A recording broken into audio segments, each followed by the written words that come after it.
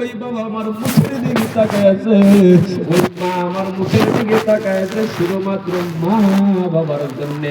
আজকে এই বুখারী খতমের জরিয়তে জানি আমার মা বাবার কবরের ভিতরে জান্নাতুল বাকি বানায় দেয়। সকলেই বলুন আমিন।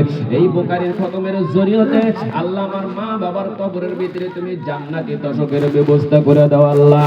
এই দুনিয়ার মধ্যে করে দেওয়া বাড়ির আমরা লক্ষ্য করে দেখি ৪৮,০০০ ৫০,০০০ টাকা দামের ইনশাআল্লাহ আমরা খাটের ভিতরে ঘুমাই, কত দামি দামি ফল পড়ছি খাই। আজকে হালাকুড়ার জমিনের ভিতরে এমন মা বাবা ছিল রে, জীবনে কোনোদিন একটা ভালো খাটের ভিতরে সইতে পারে নাই, কোনোদিন একটা তসকের ভিতরে সইতে পারে নাই। আরে সারা জীবন তোমাকে লালন পালন করার জন্য বাবার মাথার গায়ে পায়ে পালায়া পালায় কত কষ্ট করেছে রে বাবা। আজকে বাবা কবরের ভিতরে চলে গেল, বাবার ২ বিঘা ৩ বিঘা মাটি ছিল, বাবা ওই মাটিটা কোনোদিন পূর্তি অর্জন করতে পারে নাই, তোমার জন্য মেহনত করেছে। ওই মাটি দিয়ে আজকে দেখেন লক্ষ লক্ষ টাকা পয়সা আমি পেয়েছি, ওই বাড়ি দিয়ে আজকে দেখেন আমি কত পূর্তি অর্জন করেছি। মা বাবাকে একটা কাপড় পর্যন্ত কিনে দিতে পারি নাই।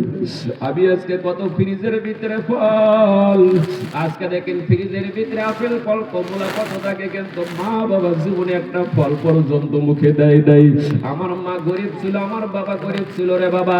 এই আকাঙ্ক্ষা নিয়ে যারা আমরা এখানে বসিয়েছি, ওই মা আজকে তোমার মুখের দিকে তাকায় তাকায় কবর থেকে মুচকি হাসে। আল্লাহ তুমি তো নিজেই বলে দিয়েছো, কোন বান্দা যদি কোন ছেলে মেয়ে কোরআনের মাহফিলে বসে ছেলে মেয়ের জরিয়তে মা বাবার কবর আযাব তুমি বন্ধ করে দাও রে আল্লাহ।